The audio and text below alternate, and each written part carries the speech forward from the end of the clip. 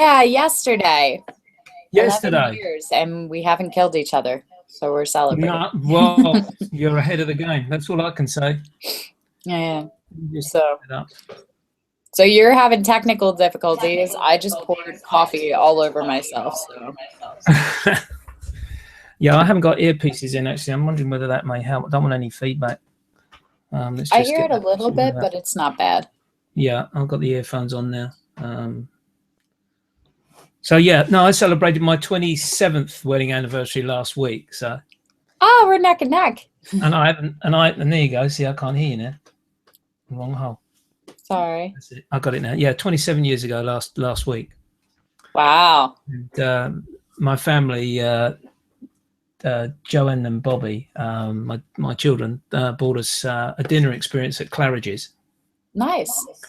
Very nice. So we went there last night. So that was really, really decent. That was thoroughly enjoyed that.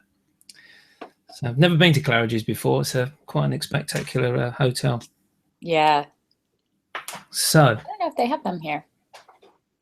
Yeah, they do these dinner experiences. You got a, like an open table website where you can get these special offers, and they're not. They sort of have a set menu, so you don't pay the full whack. You know, you're looking at probably a meal that's going to cost you about £100 a head, and they do these sort of dinner experiences for about £40 a head, which is really good. So it was a great experience. Great experience. Nice. Very cool. It was nice. Anyway, so yeah, the reason for my call was level 24. Yeah. Appraisal.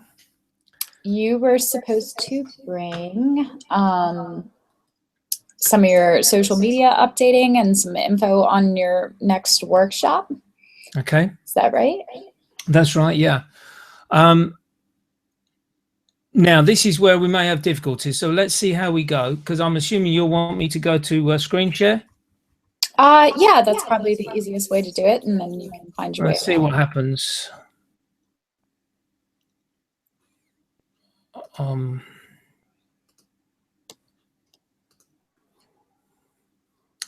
obviously a lot of all this work. I'm sorry. Again? Were you having difficulties with screen share and connection?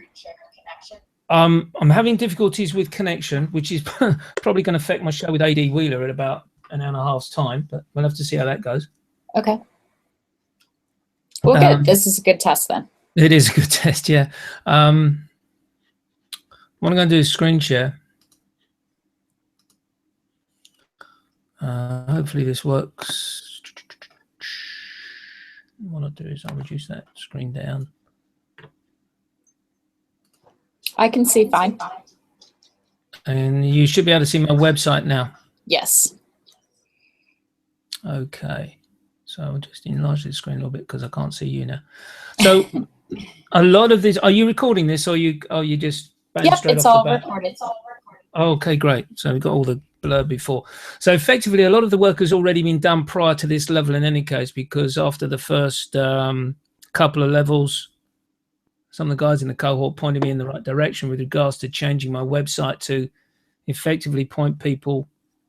As I mentioned, I had a brand and I didn't realize I had a brand, and that being Photography Live and Uncut.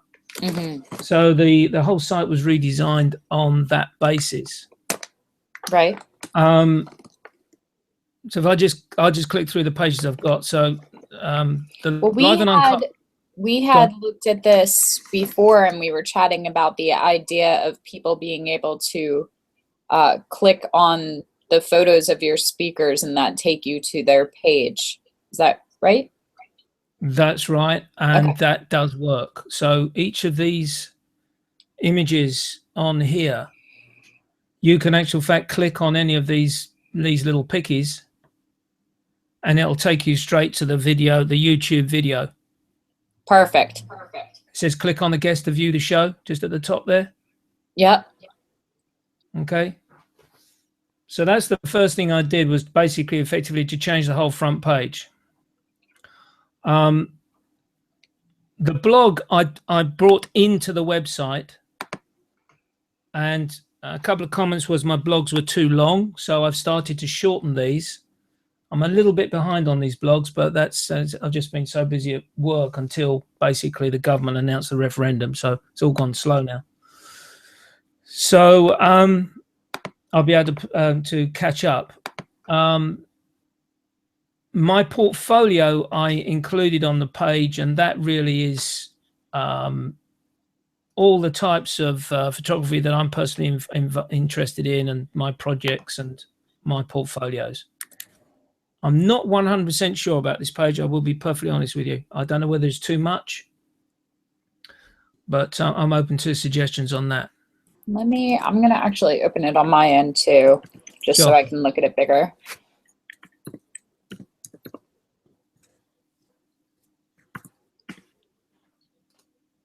I'm really glad that we decided to make all of the icons clickable, and I'm also glad that we made it all black and white. I think that creates a lot more continuity on the home page.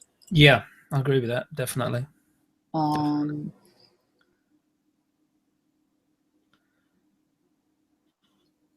Okay.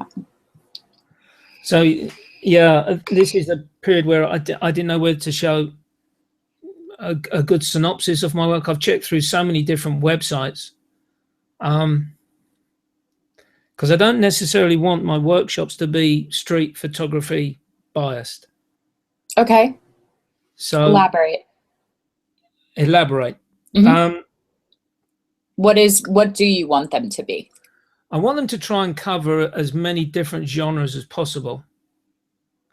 Okay. So my view now is, a lot of street photography workshops in the UK are effectively walkabouts. They meet up and they go for a walkabout. And the few that I've been on, there's not a great deal of tuition. And then there's a couple that I've gone on which are lifestyle photographers. For instance, when I went with Alex Lambrecht, you can see the lifestyle fashion link under projects. There was some tuition there, but the street photography ones are really just basically a case where we'll meet somewhere in London, we'll go for a walkabout, have a coffee, then go for a walkabout, and home we go after a beer. Okay. So my idea then basically was to try and sort of elaborate more on the workshops, to try and sort of include street architecture, landscape work, and then a bit of art type work, for instance, my life at 1/15 of a second, or maybe taking photographs of the cars and the bikes that I've done there. Okay. So are these ideally one-day workshops? Yes. Okay. So with the idea, I like the idea of including several things. My concern would come in logistics for timing. So assuming it's a one-day workshop, would it be safe to say like 8 hours, or what's your timing? Okay, that I've got that down. Okay. To talk to you about. Before we come to that, just something which has developed over the last 3 weeks, 4 weeks. I've started to do online workshops. Okay. How's that going? About? Well, it's going relatively well. Okay. I say relatively because it all came about. My wife spotted an article on a website in the UK. It's called streetlife.com, and basically local people type in as regards to what they're looking for, or to be aware of what's going on in the area, and all that sort of things. And someone posted, "I've just bought a new camera. Can someone help me?" And immediately we had 2 or 3 guys respond to that by saying, "Oh, come and join my camera club. Come and join my camera club." Well, right. I know that doesn't work, because I've joined many camera clubs, and they don't tutor you. I'm just trying to come out of a screenshot. Yeah, they don't tutor you. They just basically critique your photography. And to be quite honest, sometimes it can be almost detrimental and very sort of off-putting for a new beginner who's trying to develop their photography. They don't even know how to operate the camera. Right. So I thought to myself, well, I was AD just calling me. Hold on a minute. Yes. So I thought, what I'll do is then I'll do this free online workshop. It's 30 minutes, and I'm going to start right from the basics. And the basics was choosing your camera through the different modes and priorities. And then basically now I'm into talking about editing. The next one's going to be about assignments, and then so on and so forth, with the end goal of meeting up for a workshop or a walkabout. So that's how the workshop has developed. And I'm getting a reasonably good response. You know, the figures are low, but it's basically concentrated in the UK. Figures are low being the number of people that are tuning in? Number of the people that are watching live, probably 5 or 6.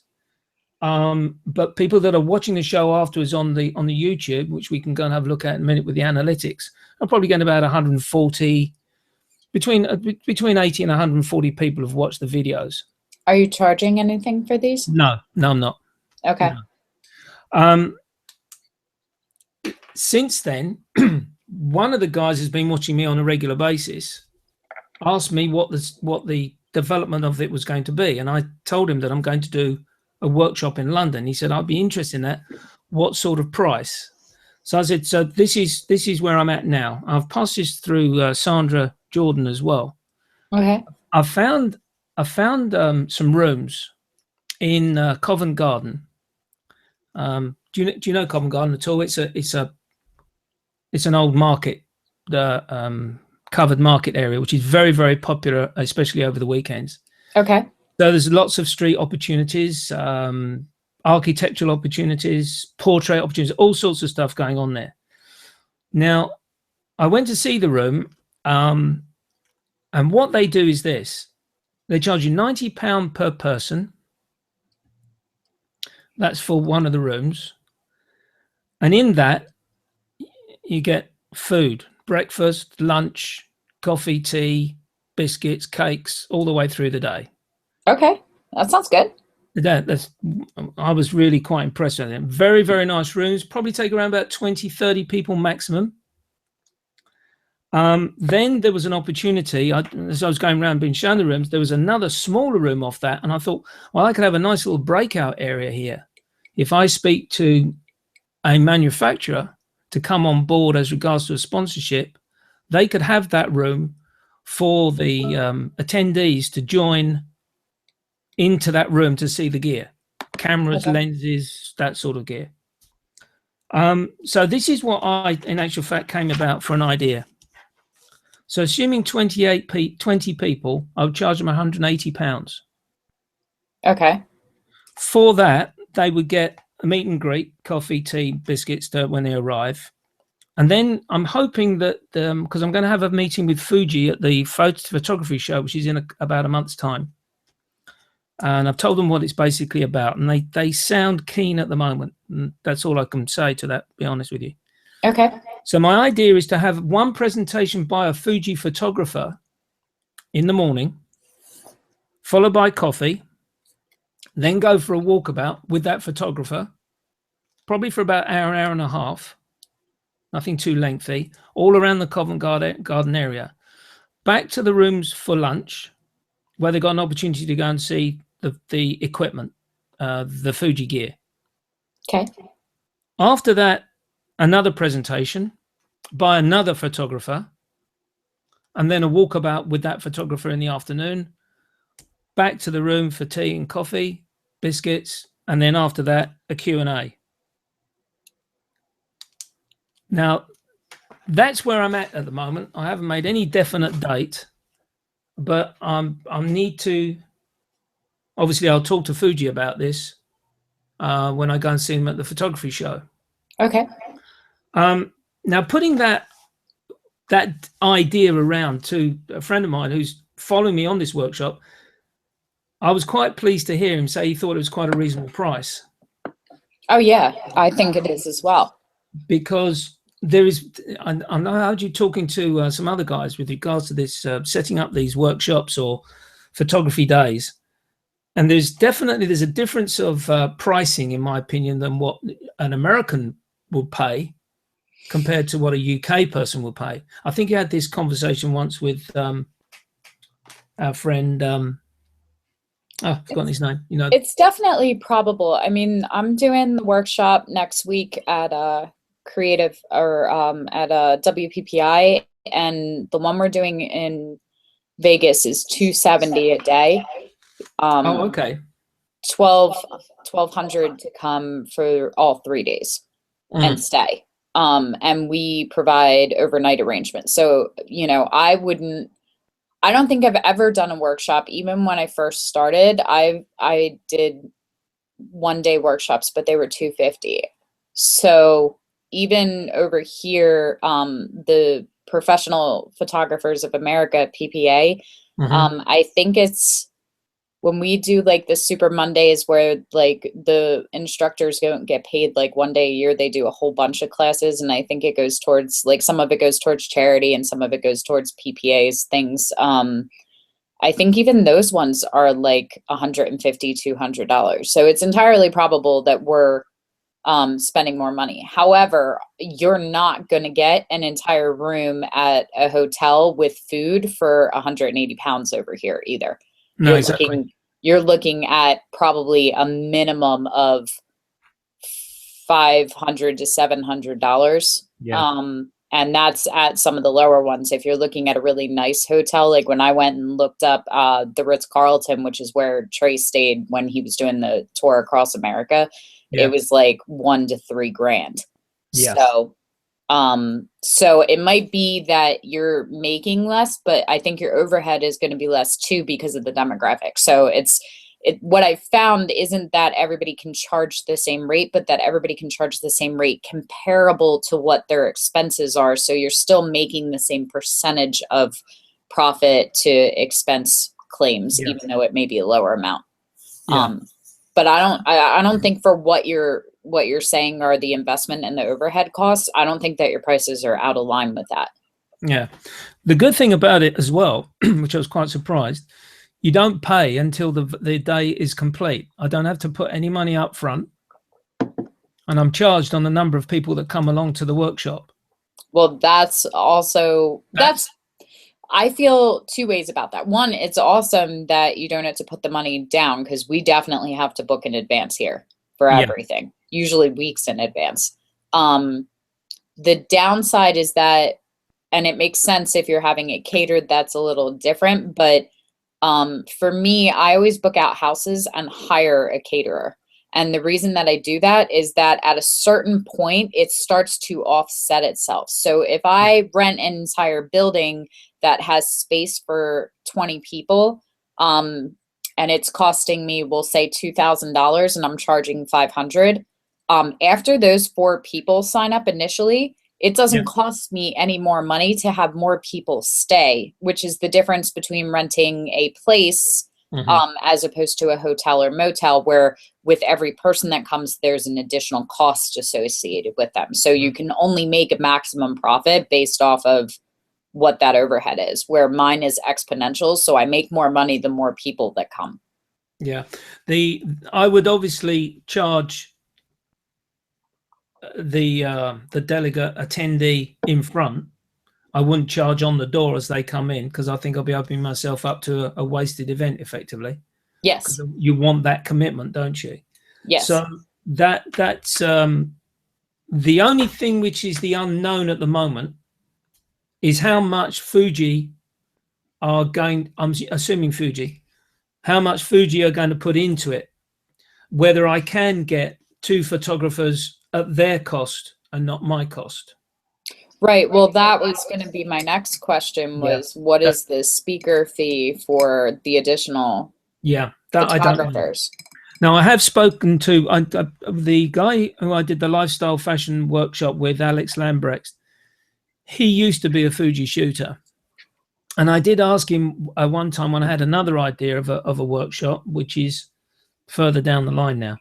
And I did ask him what his fee would be. And he said, and this was for a 2-day event, and he was going to charge me £750 sterling.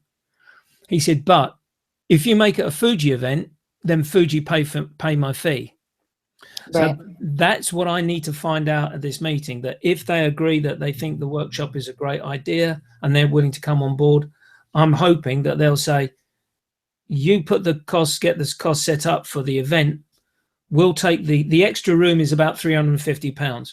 So if they take that room for £350 at cost, I'm not looking to make money out of Fuji, but if they supply the 2 photographers from their their crew, then I think it will work. The one thing I don't want to do, obviously, is impinge on my profit by having to pay the extra for the photographer, in which case, obviously, it won't be £180. It'll probably be £280. Right. So there's a couple of questions, and this is always important, whether you're looking for sponsors for yourself or events like this, is people often consider what's in it for them, but not what's in it for the other person. So if I'm a representative from Fuji or Print Lab or a lens company or lighting, whatever else, and you contact me, my question is, what does my company get out of it? Okay.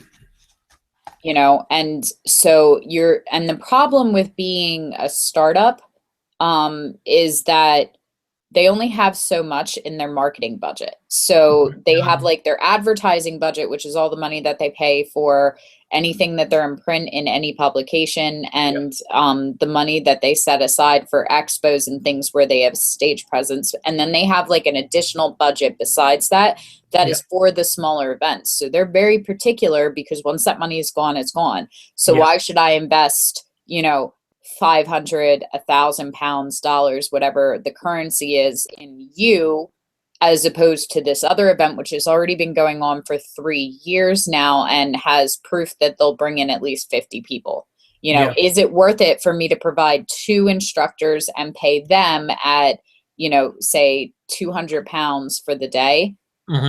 If you're only having 10, 20 people there, and my percentage of return is about 1%, which is average. 1 to 3% is the average sales rate. So if you're having 10 people, the chances are that maybe one person buys something from Fuji. And is whatever they would choose to buy gonna offset their costs? So essentially, if I book with you as a sponsor and you have 20 people and one person buys something for me, and I spent £500 with you and made £400 with them, you're out of pocket. It was a bad investment. Exactly. You know, and that's how they have to look at it. So you have to have enough going on to make it appetizing for them. Now, in order to do that, you have a couple of things that are already at your disposal that a lot of others don't have. So you already do live and uncut. Telling them that in addition to having that room and being able to market with the live workshop, that also buys them, say, 3 months, where at the beginning or the end of the show, you mention Fuji. Or that you're willing to do a sit down for new products they have coming out, or do, you know, a live and uncut show where that entire hour is dedicated to nothing but Fuji products. Then it starts to become more appetizing, because not only is it the event, like the event they come to and they're gone. Like that's it. That's their one chance. And maybe they make a good impression, and 6 months later, somebody upgrades their camera and buys a new camera from them. But for the most part, like, all of their sales will be right there. However, like you said, you get 5, 10 people that tune into your show, but 150 that tune in the next week and watch the replay. So, and in 5 weeks, maybe that's up to 500. And in 2 years, maybe that's up to 4,000. And so those ads that are at the end of those shows are indefinite, and they're not paying any additional advertising costs. So that is probably your biggest bargaining chip there. And that is what I would be looking at.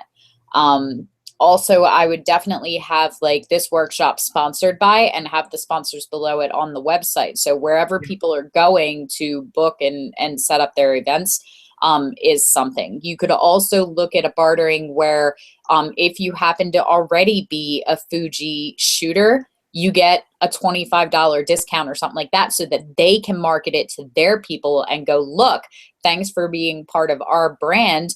Now you can come and hear these 2 people speak for less than what everybody else is paying, because you're one of ours.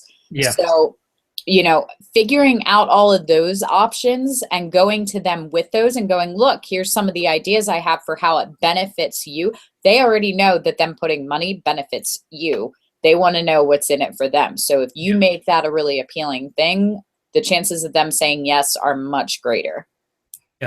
So basically my USP, unique selling point, is the show.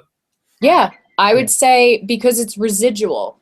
Yeah. You know, it can make them money long after the amount that they invested. It can make them money and they'll get purchases from it 2 years from now and they don't even remember doing your event, you know? Yeah. No, I can see that. That in actual fact brings us quite neatly actually to the actual show itself. And I was going to actually click up the analytics. Okay. So you can see. I'm just getting this set up before I actually go to it.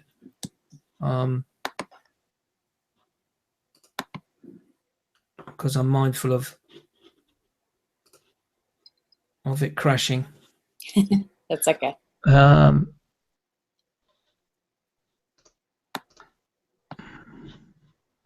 Okay, if we do a screen share now, fingers crossed you'll see my Yep. You can see it, yeah. So I've got basically 2 playlists. One is I've decided to stick with photography live and uncut for the show, and live and uncut a photography workshop. Okay. A little bit of a play on words, and it's a little bit full of a mouthful, but that was the only way I could see it to work. So if we take the photography live and uncut playlist, hopefully you'll be able to see this. And it only shows basically the last 10, but you can see the demographics here, male, female. In YouTube, it does appear as though everyone, and the majority of people, are watching the show on YouTube. Okay. Yeah, that makes sense. I'm not getting the the regular live viewer as I used to at the beginning. Now that may be the fact that because of the guests that I've got on the show. If we meaning just certain people being more or less known. Right. If you see this one with let's see what the scenario is. I don't want this to start, so I'm going to hit the pause straight away. You can see this episode with Nathan Elson last week is only had 157 views to date. Okay. Interestingly enough, I'm very, very rarely, I don't think I could count it on one hand, I haven't had many dislikes, which I'm really pleased about. Good. I'm getting a lot of comment back now from people that are watching the shows. If we go to Chris Smith, who's out of Chicago, and really, what I was doing there, 189 views. If we go to your show,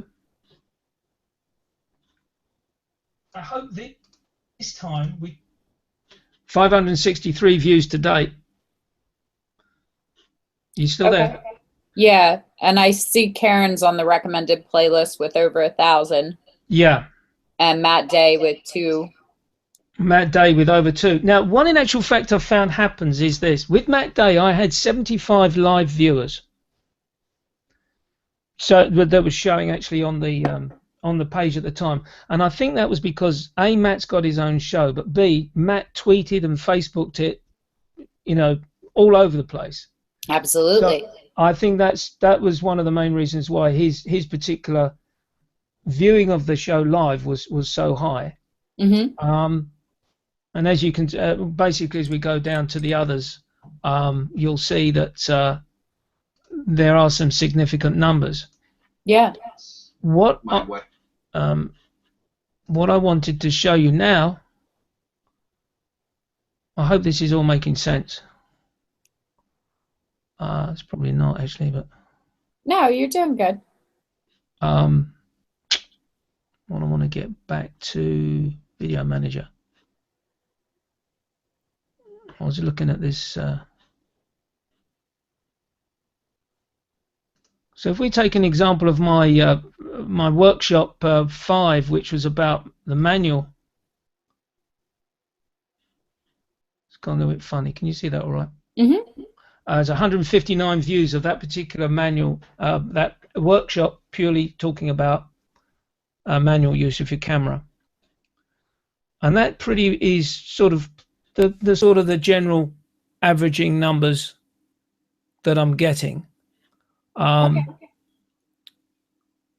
As you can see, you've been scrolling down here, Matt Day 2000, Juliana 1300, so on and so forth. Okay, so when we're talking about selling though, if you Yep. scroll back up Yep. and go to your channel in general. Yep. And then that should also give you info of maybe it's not on here, it might be different, but you should have like total number of views and likes and comments for your channel as well. Yes, I do. Just bear with me. Here it is here. So 81 videos, 820 views. I don't understand that. I don't understand that, because if you go to the demographics and the yeah, it's got to be way more than that. You've more than that on a single video. Unless it's on that, I don't understand it. And it was that threw me actually, because I was checking that. If we go to the other playlist, I wonder if it has something to do with whether you're uploading directly to YouTube or whether it's recording over from G+. That's a good point. I'm trying to let me check on mine, because I have a whole bunch. Oh, well, let's go back to your channel page and scroll all the way to the top. There we go. Yeah, okay, so up at the top you have got it. 1,400 subscribers and 46,000 views.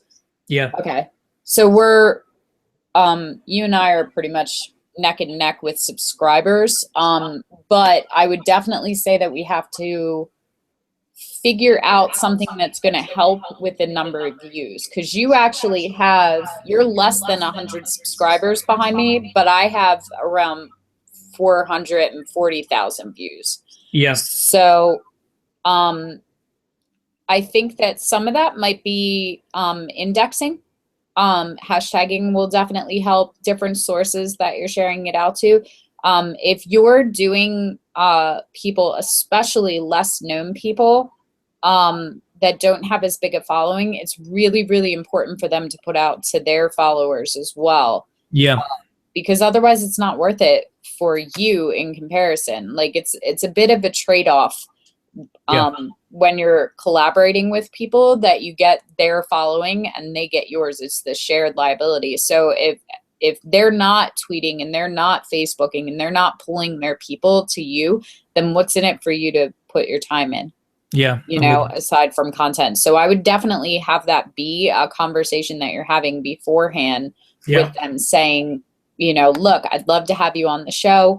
And then just, you know, drop them reminders like the show's coming up this week. Now's a really good time to tweet and Facebook. It should be like within a week.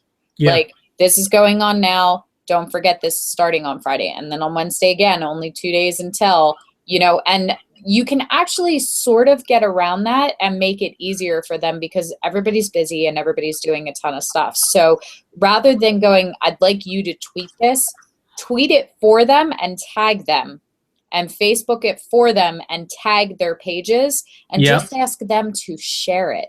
You know, like on Facebook, depending on their settings, if you tag them, it'll come up on their wall anyway, which is good, because then it comes up and it goes. But if you share something, if you post a status and tag my name, and it'll come up on my page, anybody that goes to my wall will see it. But it doesn't go out to all of my followers the same way that it does if I share it. I'm with you. So it makes a big difference. So, you know, tagging them and then just dropping them a line in message and going, hey, can you retweet this? You know, someone, are you familiar with Scott Bourne? Yes. Well, I know of Scott Bourne, yes. Okay. So he was one of my mentors early on, and he was brilliant with Twitter. So in the same line of working with sponsors, and you're thinking along the lines of the workshop, I would also be reaching out to them and looking for sponsors for your show, you know, especially if they have new products coming up, and asking them to do giveaways. You know, smaller companies, like not necessarily smaller companies, but companies that have smaller purchases are better. It's harder to get, you know, the new Nikon camera coming out than it is to get like a free 8x10 canvas from this print lab. Or, you know, it's easier to get Tether Tools to give you one of their things, or Spider Holster to give you one of their new things that are, you know, $100 or $200 and are really good products than it is to get somebody to give you a $4,000 camera body, you know, because that's product for them. Can I just interrupt you there? Yeah. A couple of weeks ago, I've got a Fuji banner. Fuji sent me a banner, and what I've done, whenever I've had a photographer on that is using Fuji, the banner goes up. So one particular show, I got this message from the guy, and he said the show was great, but I wish you weren't advertising. I wish you kept it more. What's the word he used? Neutral. No, yeah, there was another flowery word than neutral. Okay. What's your view on that? I wouldn't offer free advertising for people that aren't reimbursing you or hooked up as sponsors. Like, I'll advertise and put Fineo stuff up, but Fineo works with me all the time and they sponsor me when I speak at expos. My general thoughts on sponsorships are find people that you believe in their products and you want to work with. Like, I ordered from Fineo for years before they picked me up as a sponsor because I love their product and I love their customer service. So I don't have to sale pitch them because that is who I use. That is who I recommend. And I buy most of my products from them. Like, they sponsor me when I speak or we'll trade off for different projects and things. But, you know, I'm still a paying customer with them. Same thing with Sigma. Like, Sigma sent me a nice collection of glass.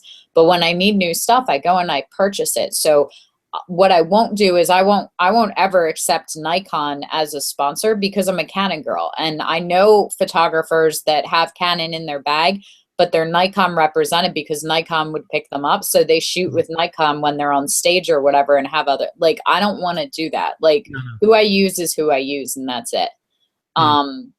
So I would do it the same way. I would definitely be open to having other speakers that are coming on your show that have sponsorships, you know, having the sponsors start reimbursing you for having them on the show and having it, you know, it can work the same way. Like, you're talking about having 2 different photographers at your workshop, and having Fuji sponsor the 2 of them for their speaking fees.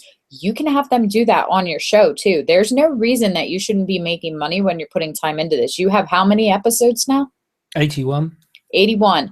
And it costs you nothing but time right now to do these. That's right. But your time is very valuable. So I'm all about, like, looking at the physical workshops, but you have a brand right here and you have a product and you have hundreds of people tuning in.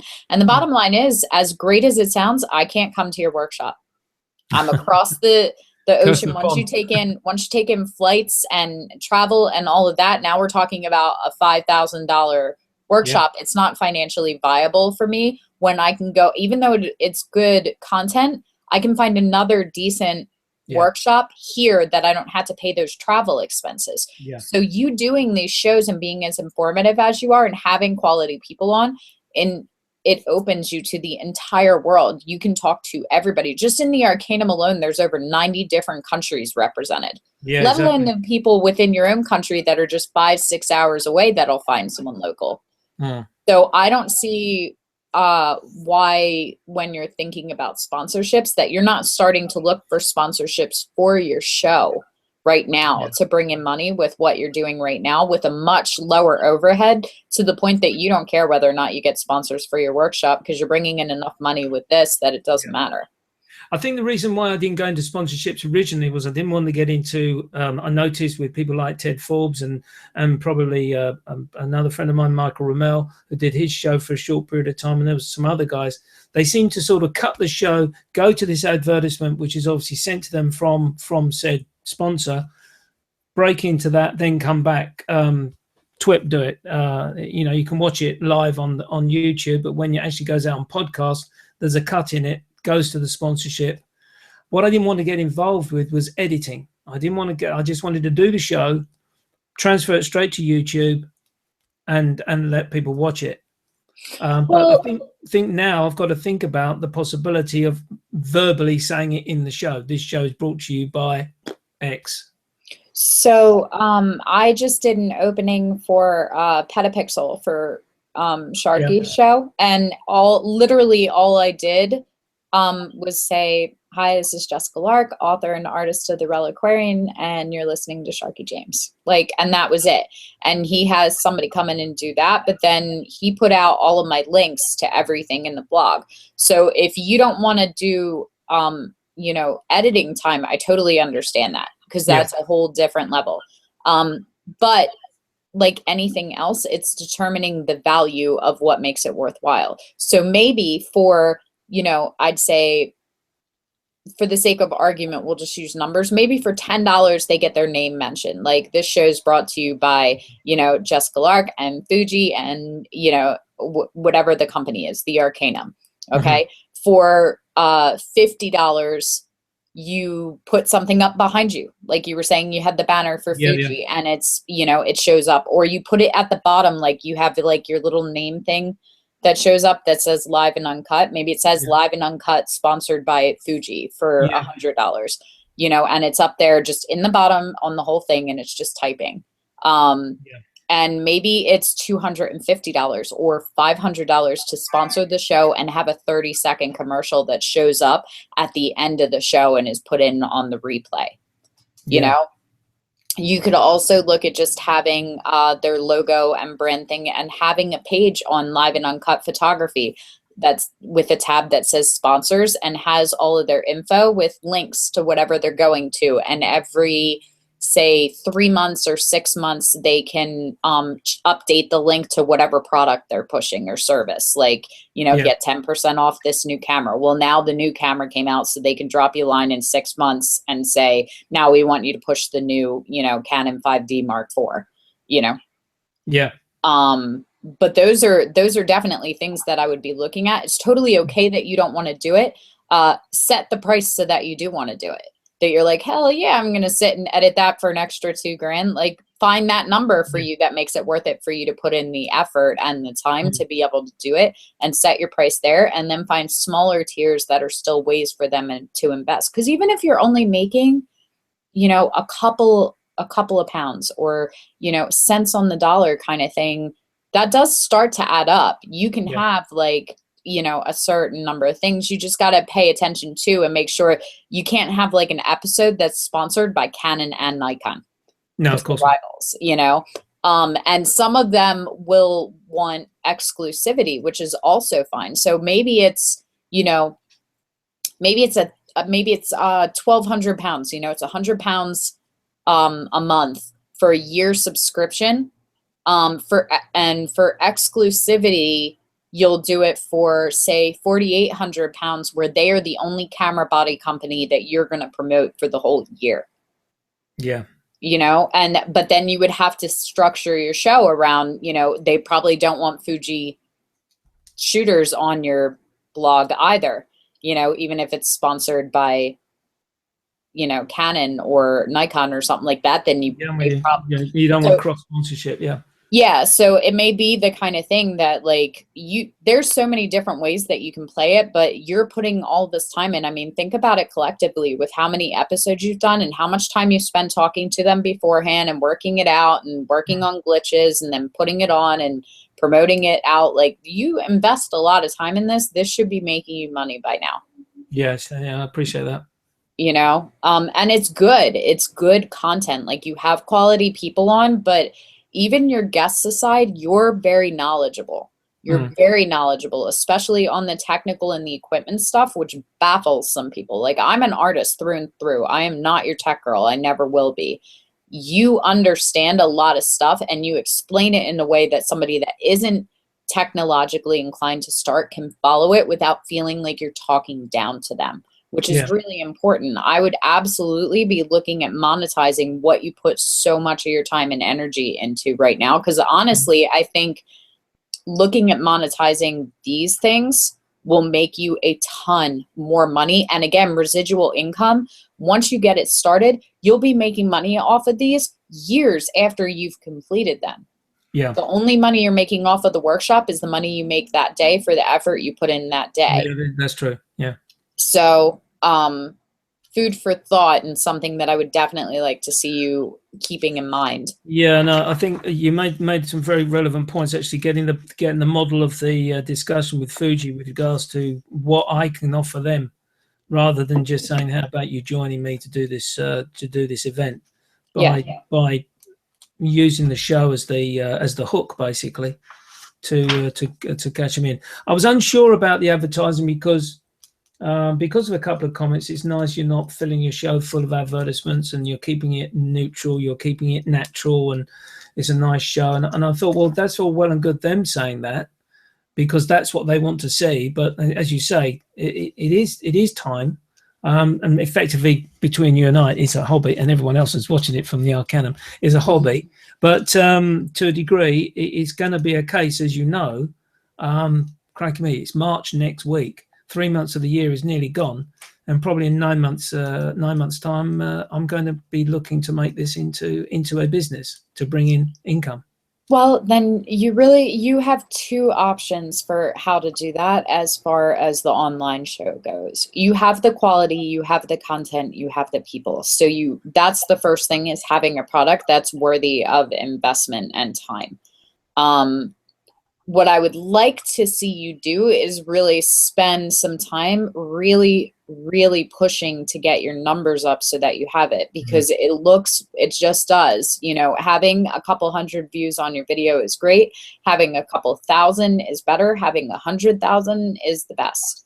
Exactly. And I don't know, we'd have to look at it, but it looks like on the high end that we're getting a couple thousand views. And honestly, that's not good enough. Yeah. If I wanted to go and push a sponsor, I could send them a link to a video right now that has 20,000, 40,000, 80,000 views. Oddly enough, this stupid one of me talking to the phone call guy is the viral one that has over 100,000 views. But the funny thing is that I can still say that I have videos on my page that are over 6 figures now. Yeah. So it makes it much more appealing for people to invest when they see those kind of views. Do you monetize on YouTube at all? No, I don't do anything of that nature. I must be honest, I haven't even thought about monetizing off YouTube. Okay. So YouTube has its own in-house monetization, which I do, which is basically like the ads that come up at the beginning of the video, like 10 seconds, 20 seconds, 30 seconds, like commercials. And usually you can like X out of them and under, like after the first 5 seconds. Right. And those make a couple of cents every time someone clicks on them. So it was the kind of thing that like I got a notification from Google because I forgot that I was monetizing, and Google owns YouTube now. And I had money in an account with Google AdSense that I didn't even know because of people clicking on links in the ads. And it's for whatever YouTube's advertising. Like it might be the newest movie coming out or a cleaning product or a new car. Like they pick and choose, and they're sponsors, and they make millions off of them. Is that a free service? Yeah. At least here, maybe it's different for you because you're not in America, but here, yeah. And it's, like I said, it's not much. Like I think I made like maybe like $40 this year. But I also don't post relevant, continuous content like you do in a show. Like I post up videos when I'm doing something, but I might only post up a couple videos a year if you're not including, because everything with the Arcanum is in-house in the Arcanum. Exactly the only right, people that can view 90% of the videos that I did this year are Arcanum people. Yeah. But I do one every time I do a shoot for the Reliquarian, and I have a couple from different shoots that I was on set for, different teaching things. It's funny because most of like my most viral videos and teaching content are actually hosted by other people. Like Photo Ignite has my presentation from their thing on their channel, not on mine. So people go and they share my stuff all the time, and it's not even going to my page. But there's, I would definitely look up and Google's YouTube monetization and look up those. Then you can also look at different options. And it's simple things like just including like www.canon.com, in the description underneath, and hashtagging their thing. Those are all opportunities for monetization. And really, depending on what you're doing, if you're working with smaller budgets because you don't want to put the time in, then you copy it and paste and you say, look, you're going to stay on my channel and you'll be shared in every video on YouTube. And I'll link back to your YouTube channel, your website, your product, whatever you want to post. I do that in the blog. When after the show, I'll have the interview. I do a blog with the show. They were getting too long, but now I'm starting to pricey it. And then at the bottom, I link everything which is associated with that particular guest: Facebook, Twitter, their websites, their YouTube links if they have a YouTube channel, etc., etc.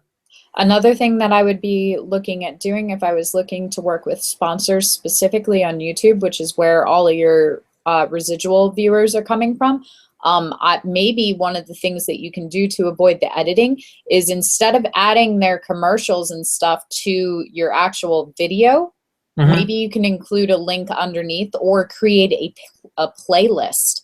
So what if your playlist started with, it's like say a Fuji sponsored playlist, and in the playlist is every Fuji shooter that you've done a show with so far, or any of the shows that have a Fuji product as the topic, and then also include videos from their pages as well, so that people that are interested in the new Fuji camera or whatever, after they're done watching you, the next video goes to Fuji's YouTube page and has their promo and their commercial or their instructors talking about it as well. That's another great way that they're getting more views and more content and making more money from their monetization as well as sales, but it doesn't require you to do any video editing. So take an example, Nathan Elson, the reason why I got him on, he's just done a show with Camera Store in Calgary with regards to the X Pro 2. So the idea then would be to insert that particular video from Camera Store into the playlist underneath that interview with Nathan Elson. Yeah.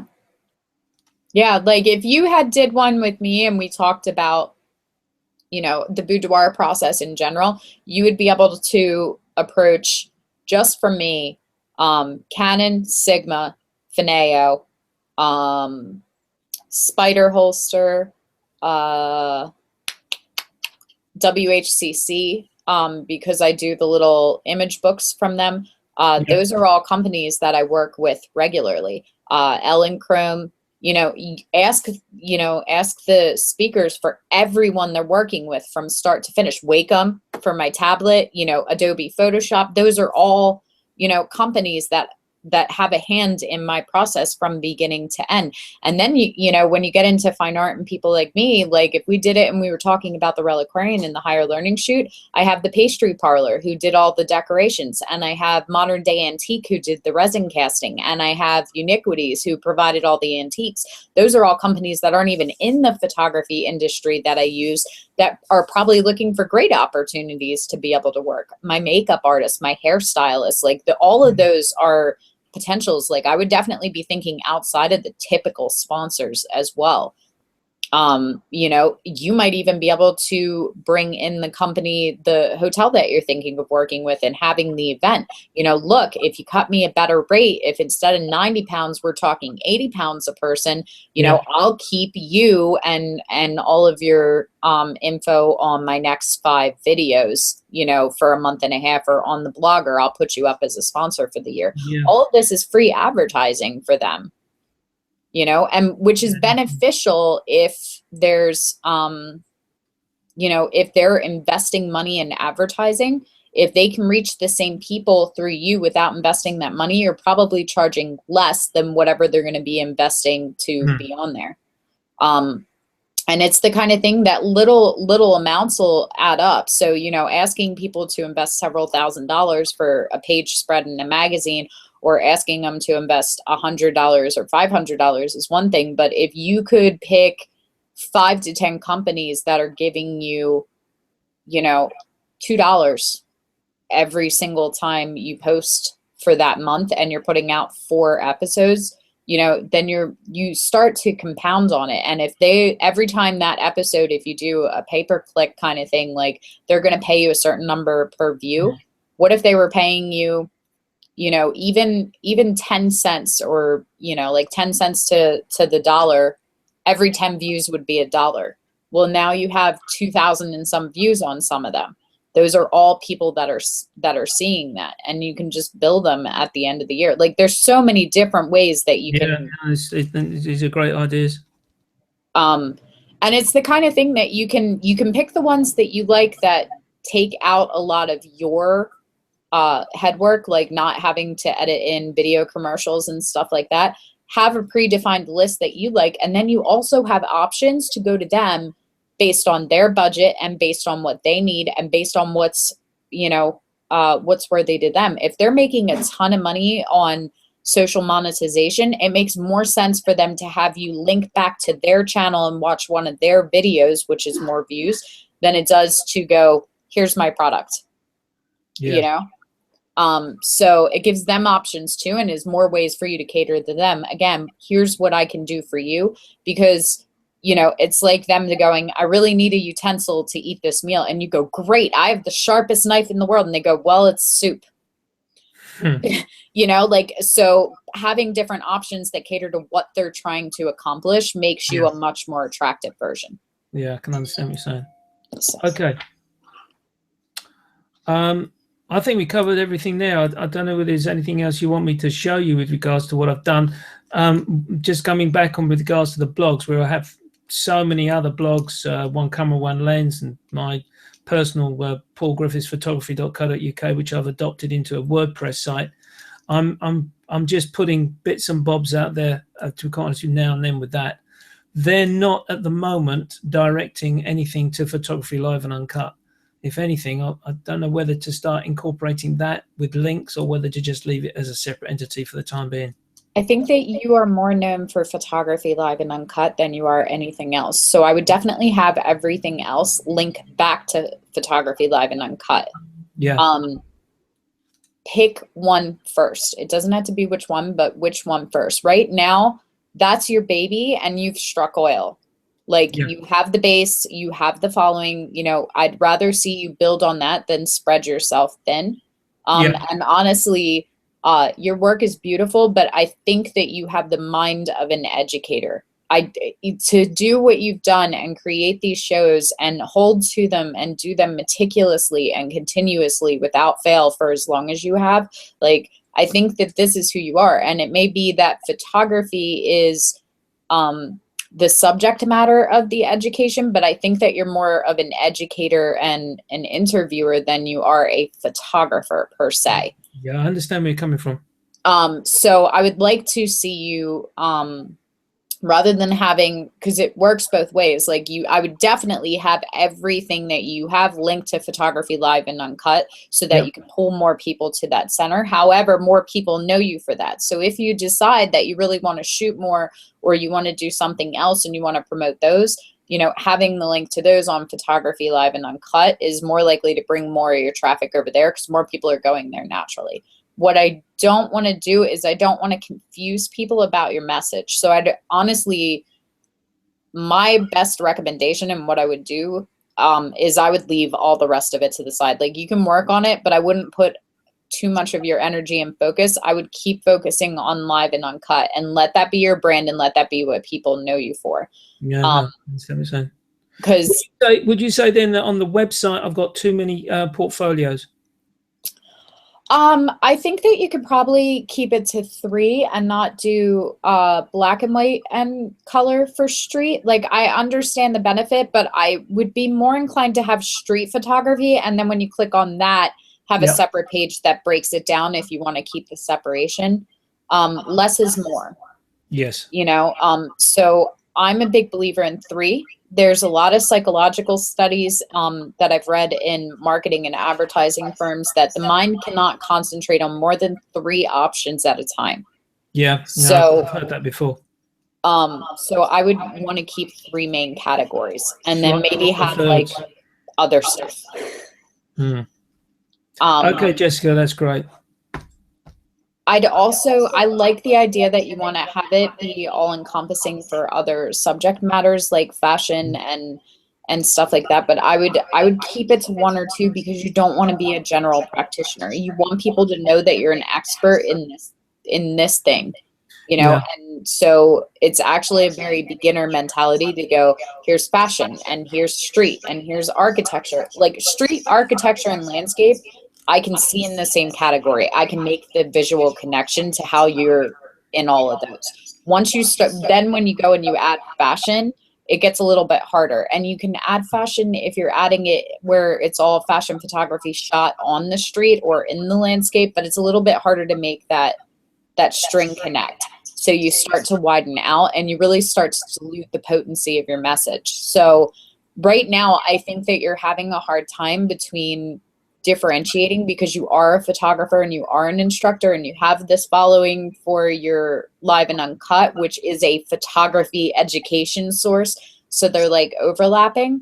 But I would be very meticulous in the next couple of days. Something that I would like you to do is really decide what you want people to follow your name with. Have you heard of Paul Griffiths? Oh yeah, that guy that is the interviewer that does all the workshops with all the really well-known photographers, or that guy that knows everything to do with, you know, your camera and, oh, I just watched his how to select a camera thing, or that street photographer that does that beautiful work with, I saw this, you know, like what is the conversation you want to follow your name? Yeah. I understand where you're coming from. You know, and for people that are brand new that come to your page and haven't seen you before or come across you, you want them to be able to know you're that guy within the first 3 minutes of looking at your work. Like if you go to my page right now, you know that I shoot women, period. Yes. Whatever the subject matter is, almost all of them are women. And I still have the masculinity, but you don't get to it till like the third portfolio that you click on because it's a secondary thing. So it's like, oh, I wonder if she could shoot men. Yes, I can. And if you go here, you can see that. But I'm definitely known for my feminine portraiture. You know, now it's got the reliquarian in it. And even though that's a totally different direction, every single image is still a feminine subject matter, and it's still that fine art, and it still has my signature editing style that you can make the connection between the two to these sort of romantic, fantastical kind of images. So figuring out what your message is, I think, is going to be really, really essential for you. And then that will help you move forward in what the direction is and what you should be focusing on. No, I understand where you're coming from. Now, I think to a degree from the portfolio page itself, it does make sense to condense that. And I felt I had to have a portfolio of sorts on the page because obviously I am hopefully teaching people to photograph, and I want them to see that I have the skills to photograph, to make images. So, but I think you're right. I think there's too many galleries there. And again, what you mentioned, a good point actually, street photography, street portraits, fashion on the street, architecture could in actual fact be condensed into one portfolio called urban, and that basically covers the whole thing. Yeah, and I like the idea of you just putting that before it too. Like it takes on a whole different meaning when you're like fashion portraiture as opposed to street fashion, you know, or fashion on the streets. Then you're making that connection, like fashion on the streets, portrait on the streets, pets on the streets, like whatever you're doing, you know, still has that connection, you know, rural streets, unpaved roads, like, but make the connection that people can follow your thought process to it. But honestly, if I was building an education empire, which is where I think you're going to go with it, you want to be able to validate and go, yes, I can shoot. I do actually know what I'm talking about. Although that's really not essential. Like if I'm a little photographer that just started and I open my first workshop and go, hey, or I write my first book and go, here's everything that I learned. And look, I'm a real photographer, you know, great. And maybe some people buy the book and they go, okay, well, obviously she does it, so she's got to know something about it. However, if I went and interviewed the top 10 pet photographers in the entire world about their business and the way that they shoot and their lighting. And I interviewed, I followed, I shadowed them. I took images of them behind the scene and I provided that. Would that still be a beneficial resource even though I've never been a pet photographer? Absolutely. So you can be, it's either results or report. Those are the two options. So you don't have to be an incredible fashion photographer to have an incredible fashion photography product. Like Chase Jarvis started Creative Live, and he has all kinds of photographers and now musicians and crafters and things he's never personally done, and honestly things he has no interest in learning how to do, and he makes a ton of money off of them because his site now, Creative Live, is known for creative education resources. You know, so you can be the same thing. You don't have to prove that you have the ability to do these things, especially if when you're talking about workshops, either in, you know, in digital or in the real world, however you're doing them, if you're providing other people, because photography live and uncut is always you interviewing someone. Like you're going to go interview AD Wheeler, who does incredible, amazing urbex kind of stuff, which you might not have a lot of in your portfolio. But I can sit and watch that and learn a ton of stuff about urbex, even though you may have never shot, you know, an abandoned image in your life, because you have an expert on who does. It's the same thing. If you're going to do this workshop and you're going to have 2 Fuji photographers that are experts in whatever they're experts in, I don't care if you know it. I'm probably coming to see them anyway. Yeah, exactly. So your thing might be that you're the guy that's connected to who knows how to do it. Which is, you know, it's not what you know, it's who you know. You're who to know. Yeah. You know, so I would just say keep an open mind in the whole thing, and don't feel like you personally have to like prove your value. Like your value is that what you don't know, you know who knows it. And that's really invaluable. You know, that's always what I want. My goal as an instructor and an educator is, if I can't help you, I know where to go or who to go to get you the answer. You know, and that's something that you do very naturally, and you have a big collection of it. And that may be something like, look, I'm the guy who knows what they need, you know, who they need to study under, what kind of equipment they need, what kind of resources they need to understand and become proficient at it. And I would like to add you to that list. Would you like to be one of the things that they need? Because I would love to advertise your company in exchange for, you know, that's probably your entire sales pitch. Going to be quite a busy show for me when I go up just to sort of walk around. I can't look at any equipment. I'm going to have all these chats and meetings with these fellas. Yeah. be a difference for me working that side rather than building the bloody stands.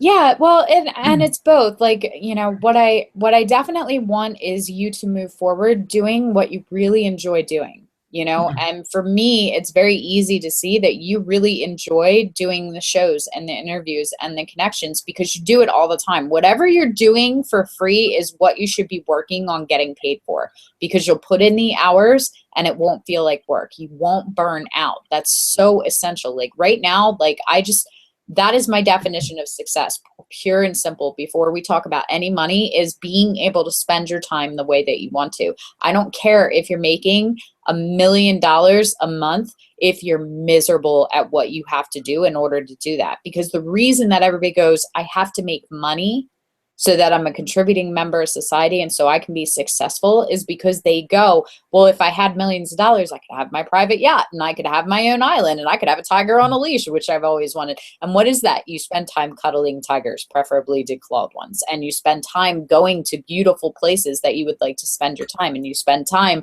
with your family on a boat that is safe and amazing and beautiful. And it's all about experiences, and money provides those things. So we think that it's money that defines success, but it isn't, because there are plenty of people that are making great money that are just miserable. So, I agree with you.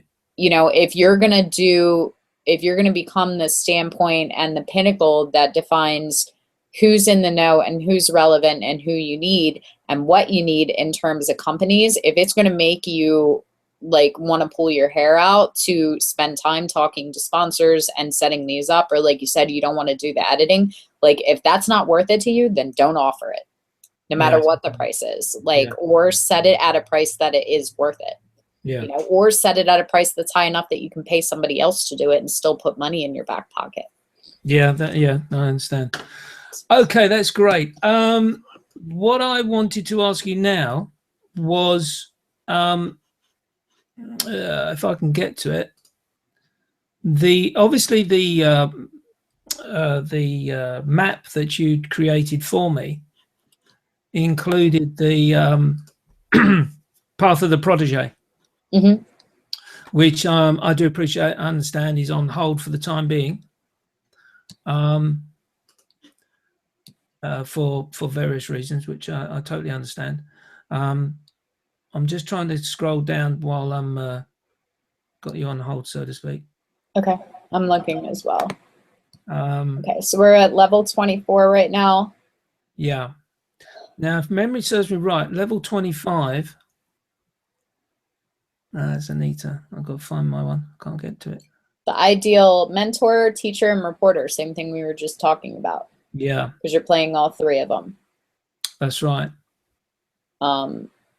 Yeah, it's basically so see, that's how good I am at the sphere maps. I was talking to you about the next level and didn't even realize it.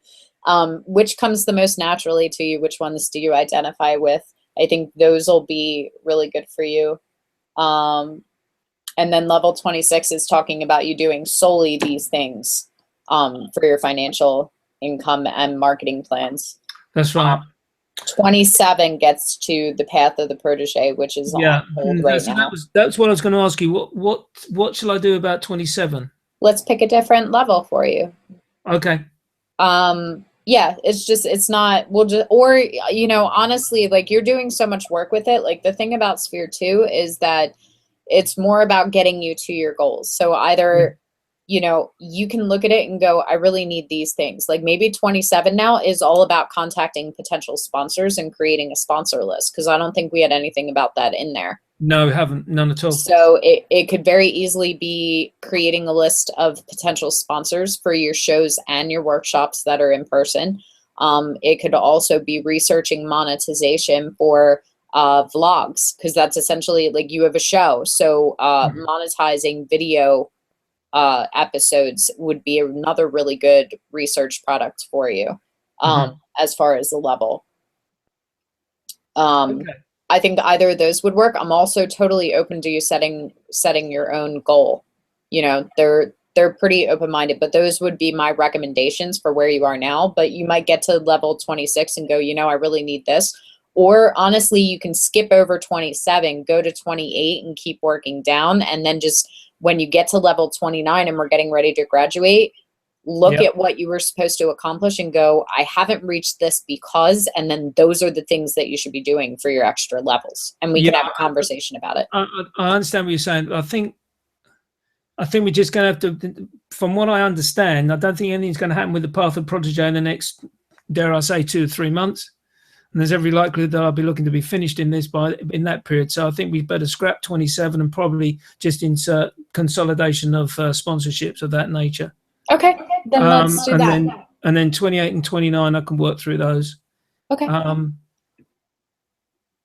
then, yeah. Yeah, and your level 30 is open for you to set for yourself too. So probably what we'll do, I think doing the sponsor thing would be really beneficial for what you're doing right now. But if you want, you can skip over level 27. So we'll make level 28, 27, 29 will be 28. Oh, yeah. And then we'll do your 29 critique and we'll talk about what else you need to feel like you're on point. So we can look at it and give you some more feedback, because I'm sure you have a page of notes to go work off of now. You're always really forward thinking with what you're doing. Yeah, I think that a lot of answers are going to really come from the photography show in, 3 weeks time? Yeah. Which will tie in quite nicely with 27 or 28, whichever number we want to call it. Okay. That's great, Jessica. Thanks, Roshni, for your time. All right, sounds good. I'll talk to you soon then. And you. Thank you very much, Lee. Cheers then. Bye for now.